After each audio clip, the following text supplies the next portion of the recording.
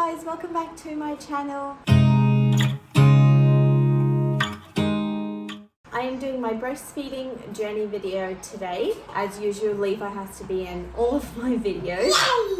Yay, yes you are. In today's video, I'm going to be going through how I helped get my milk in and things that I ate for increased supply and the pump that I used as well. So if you are interested in any of that, stick around till the end of this video. And if you like my channel, please give me a thumbs up, follow me on Instagram and subscribe to my channel. I would really appreciate your support. Around 37 weeks pregnant, my son was born 39 weeks and 2 days. So at 37 weeks, I did get my colostrum in. They said that you can harvest it, so you can like hand express or pump, but that can also bring on labor, which I actually don't think I would have minded then. I chose not to interfere with it. I just left it be and that was it. So when my son was born, he was actually taken away for 2 hours and kept in the nursery straight after delivery. And I will link my birth story in the bottom bar below if you're wondering why and how all of that happened. So I wasn't able to feed him straight away. So I had to wait a couple of hours till I was back in the ward with him. And then I fed him. So that first 24 hours after they're born, they're very lazy, I guess. They pretty much just sleep the whole time. And that's what he did. He did feed maybe every couple of hours. And after this first day though, the second day onwards, he was cluster feeding like crazy. He was constantly attached to me, trying to get my milk to come in. And that was when it started getting really sore, and thank goodness for Nipple Cream. Honestly, it was very painful because he was literally on me 24/7. Like I didn't sleep much at all that night because every time I put him down, he'd whinge again, so I'd have to put it back on. So up until I would say day 5 or 6 is when my milk came in, and it can take up to 7 to 8 days for your milk to come in, so that's totally fine. And the colostrum is meant to be good for them. It's actually, they call it liquid gold because it's amazing for a baby. So what I did when I came back home, I spent 2 nights in hospital. So the third night onwards, when I was at home and my mum was staying with me, so what I did was I was feeding him every 2 to 3 hours all day, like within a 24-hour period. Even at night, I would set an alarm, I'd wake up and I'd feed him, because they do lose some of their birth weight when they're born, and that's quite normal, and they will rapidly gain it back on when your milk comes in. So what I did was I started using the pump. Now this pump, my cousin actually gave it to me. She didn't end up using it, and I thought, okay, why not? I'll give it a go. This is the pump that I used. It's the Medela Swing pump, right? Yeah, Swing Flex set. That's the one that I used, and I highly recommend it, but I will go into it more in depth towards the end of this video. But what I did was I started to use that. So on night 3 I started using that, and I would use it initially just to get some stimulation, and then I actually hand expressed into a little kind of like a plastic shot jar. Midwives gave me like these little syringes that you can collect the colostrum in. I was hand expressing into the shot glass, and then I would just like syringe it up, and all I was able to get, it would take me about 10 to 15 minutes to hand express, and I would only get like one of these, and this is only 1 ml. That's all I was getting, and this took a couple of days.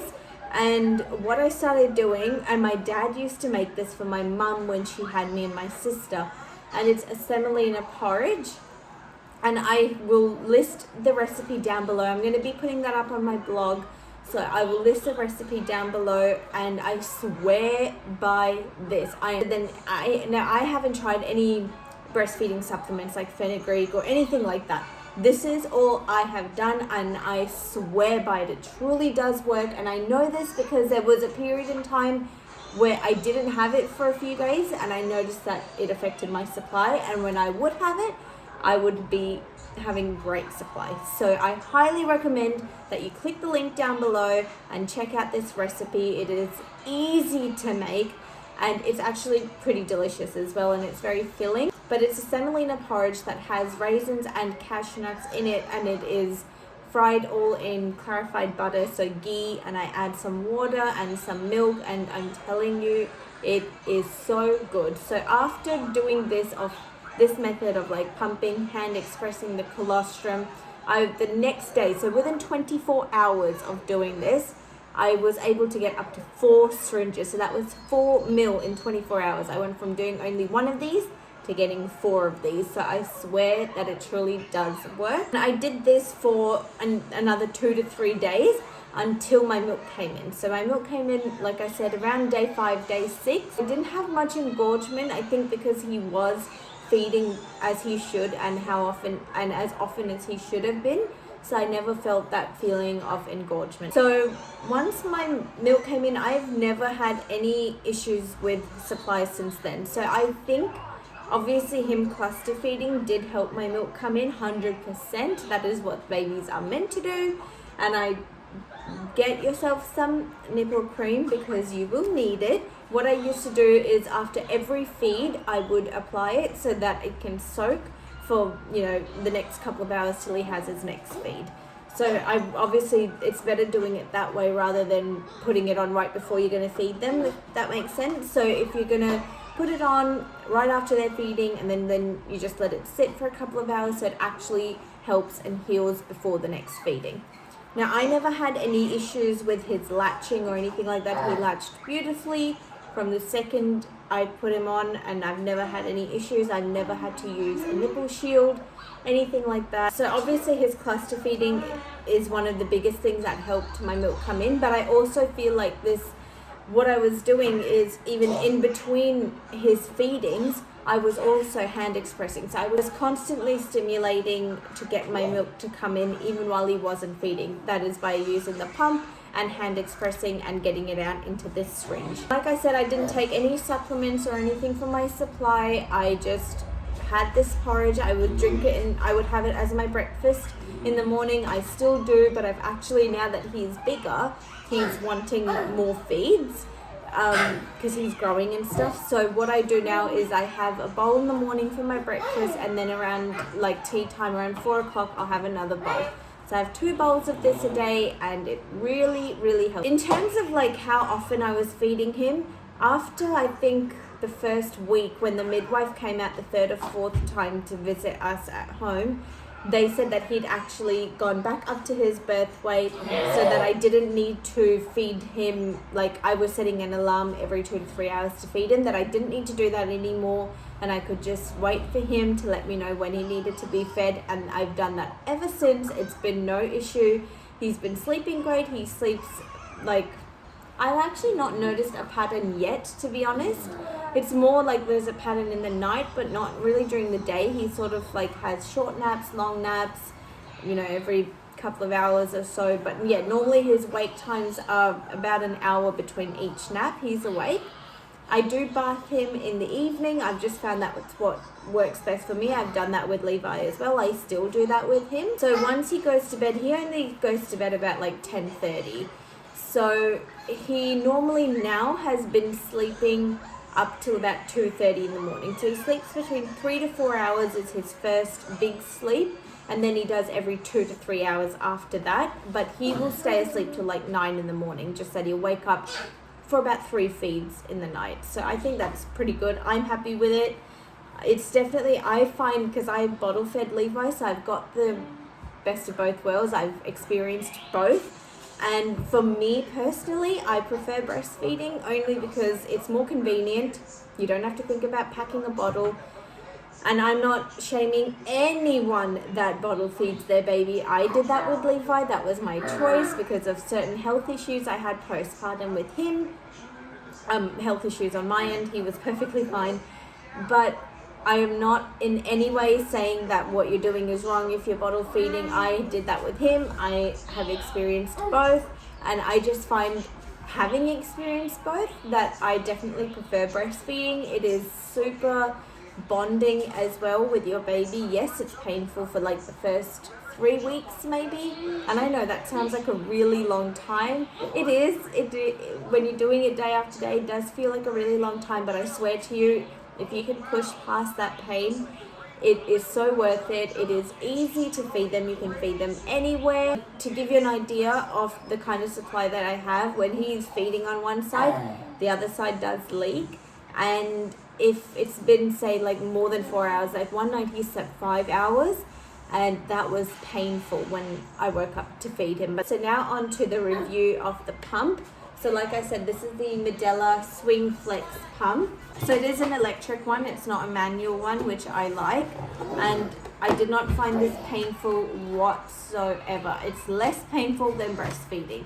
Like when I was pumping, it didn't hurt at all versus, because obviously like something man-made is not going to mimic that suction that a baby has, and Leo has a very strong suction, so this was nothing for me. So it's got like 2 of these bottles, so this is what I would pump with. So if you just, and you can just save the milk in this, and you, or you know, if you want to take it with you, or you can even use breast milk bags, which I will show you. So this is what I was storing it in. It's the Medela breast milk storage bags. You can use any brand, it doesn't have to be Medela. This is just the one that I picked up, and it's great. So you pump and you can put the date on there, the amount on there. So normally freshly pumped, I was just gonna say freshly squeezed, that is disgusting. Sorry, freshly pumped breast milk can stay at room temperature for up to 4 hours, but then it needs to be chucked away after that. If you're going to refrigerate it, it can stay in the fridge for 4 hours, but if you're going to freeze it, it can stay for 6 months, is what I've read. So that's that. It is great. Now everything that I talk about will be listed down in the description bar as well, if you wanted to pick it up for yourself. So how it works is, sorry, mine's all like tangled up. I'm shocking with cords, I tell you. Everything's always tangled up. But this is basically what it's like. So you have the black one is a power cord, and the clear one is the pipe that runs through to the pump. So that's a 24mm flange. Now you get 2 of these. I think you can do both at the same time. I've only ever done one at a time.